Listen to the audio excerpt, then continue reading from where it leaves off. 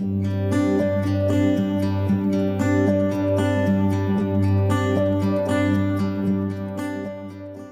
Lee Meredith. I represent Kentucky's 19th House District, which is made up of all of Edmonson County and portions of Warren County, the largest land area portion of Warren County, everything north of the Barren River and on the east side of the county all the way down to the Alvaton community.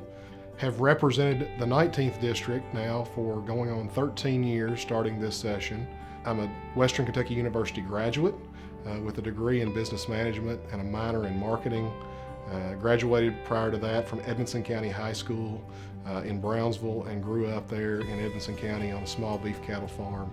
Have been married for the last 7 years to my wife Jamie, who's a prosecutor in the Warren County court system. We have 2 daughters, Emery, who's 5, and Darby, who's 2.5. Chairing this year the House Banking and Insurance Committee and looking forward to a new challenge after chairing the Local Government Committee for the last 5 or 6 years. It was really exciting to be named to that role. Very proud to have this opportunity. I have spent my entire career in banking. I started working as a bank teller at Bank of Edmonson County when I was 16 years old in high school during the summers and holidays, times when I was off school, worked there all through my college years, and have done a little bit of everything in the bank during that time, from working on ATMs, like I said, being a teller when I first started, doing marketing, facilities management, handling construction projects for the bank, and have been for the last 5 or 6 years a consumer and commercial lender with the bank. It's kind of in my blood, to be honest with you. My great-great-grandfather and 2 of his brothers, along with a couple of other local businessmen, started the bank that I worked for in 1925.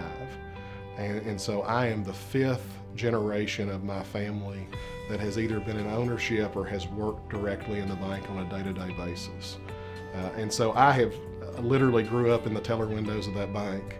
And so I've always had an interest there. And so this is a natural fit. I've served on the committee since the first day I was in the General Assembly 13 years ago. And so I'm really familiar with the issues. Not as much of a background in insurance, but again, have served on the committee for a really long time and have worked on those issues over the last several years, whether it was trying to get prescription costs lower through making sure that pharmacies could tell you what the cash price of a drug was versus the insurance cost on a drug sometimes when those are cheaper, or working on some of the property and casualty issues that the committee has handled over the years as well. As we go through this year with maybe not as much direct legislation, I want to start bringing some attention to some other issues too. We certainly want to continue to protect the state-based regulation system that we have in the insurance field and not let a national takeover of insurance regulation happen. We've got a great Department of Insurance here in Kentucky, and we want to make sure that that continues to be state regulated.